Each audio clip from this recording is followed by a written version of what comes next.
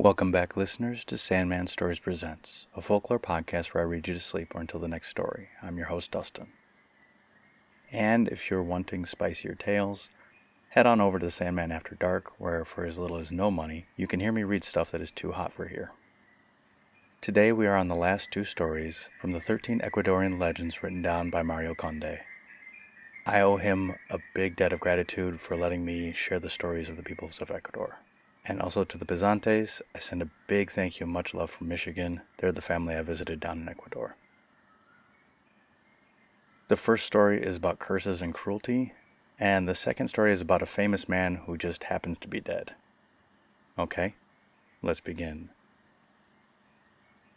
The Curse of the Guava. Although it is hard to believe, one of the greatest environmental threats to the Galapagos Islands is a plant that seems harmless, a sweet and fragrant fruit, the guava. While in other tropical zones it is a valued crop, on these enchanted isles it is an aggressive and harmful pest, almost impossible to eradicate. In the Galapagos, they say that the guava is a curse. According to legend, one day a boat named the Star of the Sea came to the islands. The ship carried slaves, provisions from the continent, and one guava plant, all property of the cruel master who owned Chatham Hacienda, now known as San Cristobal Island. Once sown in the vegetable garden, the plant grew rapidly.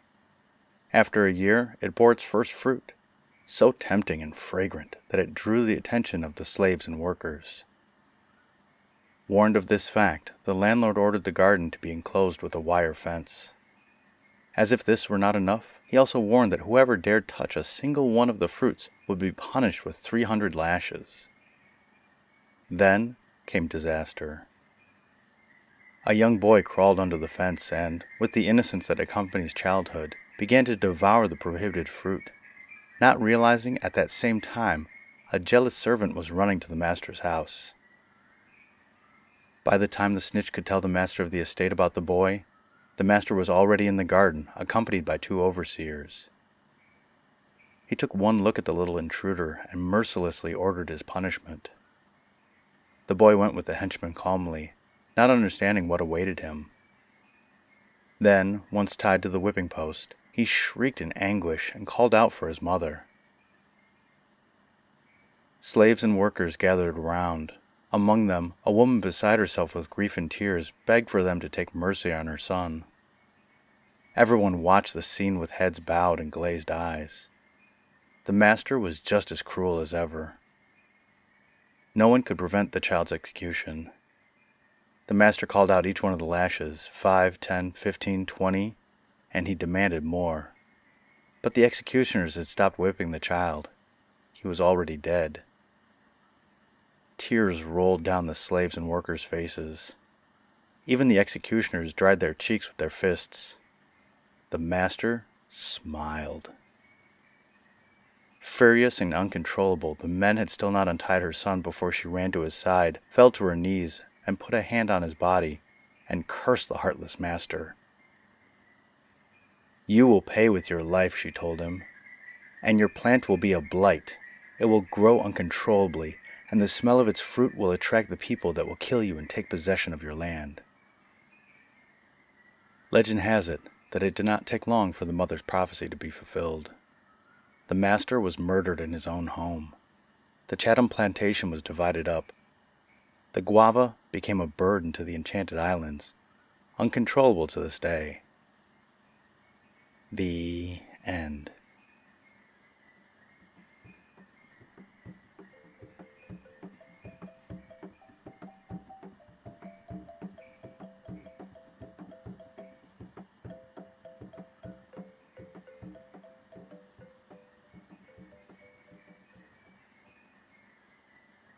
Okay, and the final story of this book, Un Fantasma, or a ghost. They say that in the city of Guayaquil, in an area near the foot of Carmon Hill, an elegantly dressed man goes for a stroll in the evenings. The gentleman's dress, a black formal suit and an old top hat, draws the looks of the nocturnal passers-by.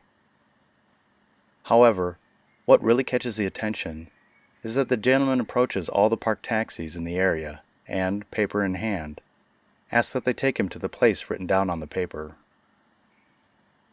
The strange thing comes when almost none of the drivers agree to take him on the journey. One night, Don Leandro Alcivar, a taxi driver of the Oriana line, did the same thing. Only a few people were out on the streets in those late hours, so, parked at the intersection of Quito Avenue and Machala, Don Leandro just waited for some client to walk by. Then, around 11, the streetlights illuminated a distinguished figure as he approached the taxi. At first, Don Leandro thought he would pull away and save the hassle of telling the man that he would not drive him, but the night had been so slow that he decided to stay there and save the gas. Not a minute passed before the elegant man came to the open window of the cab and, waving a piece of paper, asked for a ride. "It would be my pleasure to drive you, sir, but I don't even have enough gas to get there." The gentleman in the top hat was visibly annoyed, and asked if he thought some colleague would be ready to take him. "I don't know," said Don Leandro. "They should be working very little since the city has gotten so dangerous." The gentleman asked why. For a second time the taxi driver was ready to drive off, but he felt pity for the man. He took his hands from the steering wheel and started chatting. "You know, no one trusts anyone else anymore, neither the living nor the dead." The gentleman's features, lined and markedly pale, showed his interest. He asked what the cab driver meant. "It's like what you hear," Don Leandro said. "Look, they say that in the cemetery, at exactly 11 each night, a ghost leaves up from his tomb and goes out to act up." The gentleman laughed that, in any case, you had to praise the ghost's punctuality.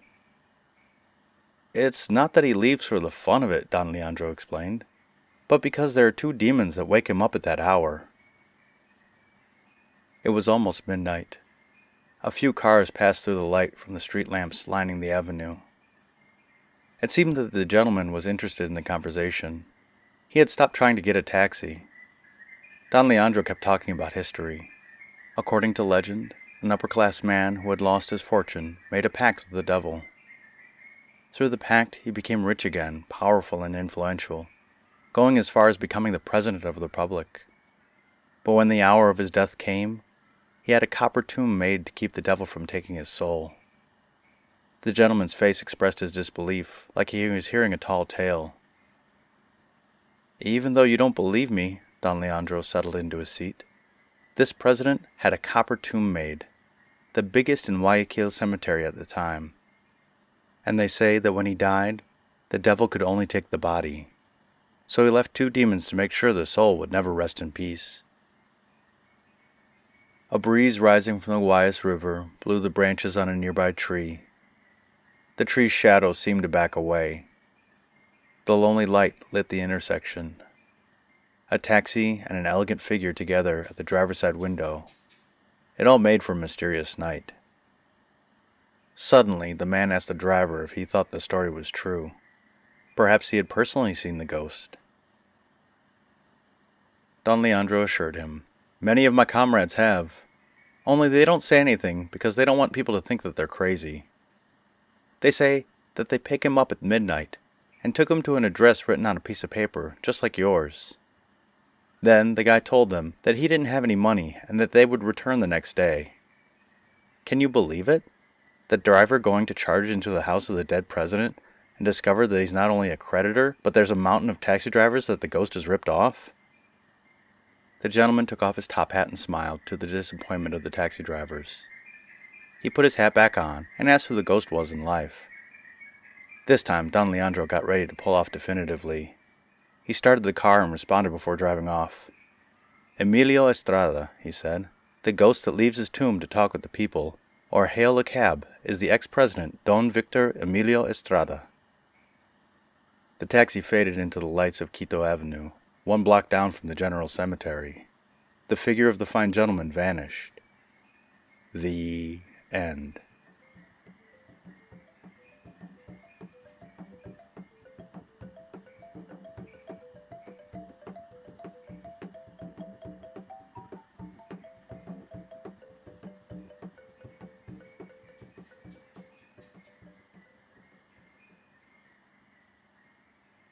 Well, I do like how this book is finished. I love the story of the man waiting for the taxi. The Pesante family lives on Carmona Hill, but I did not see the ghost, but maybe my friend Leandro has.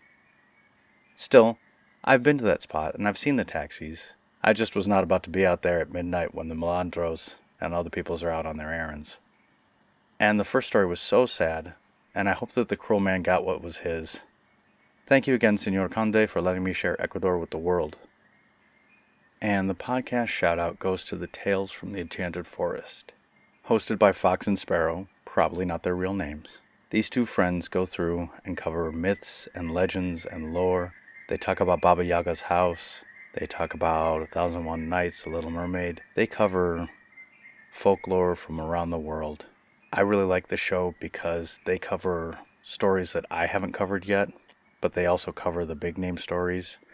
They're all over the place, and I really just enjoy listening to their show. It's more folktales, it's more stuff from around the world.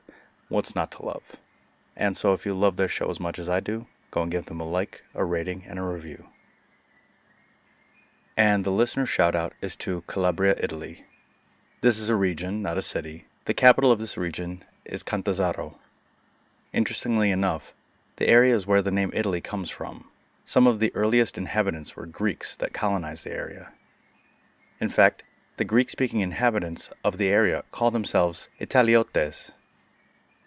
There are 3 substantial linguistic subgroups in the area: the Greek Calabrians, the Occitans, and the Italo-Albanians.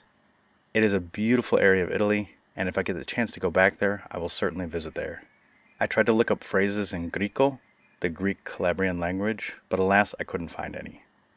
So in regular Italian, I say, mille grazie e buona notte. Thank you, and good night.